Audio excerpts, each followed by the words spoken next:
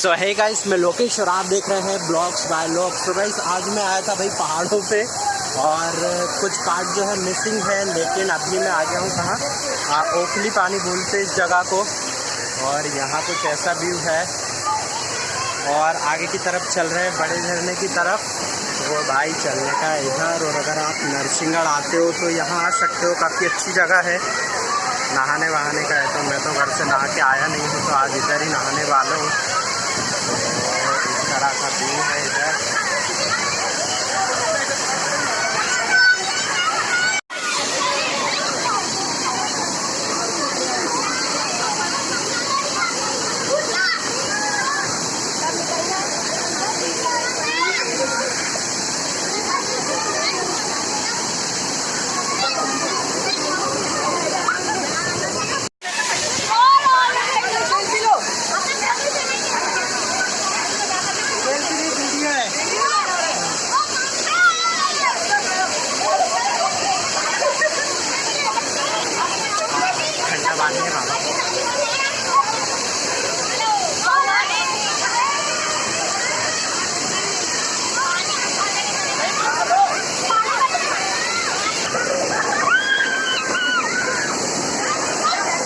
आ गया।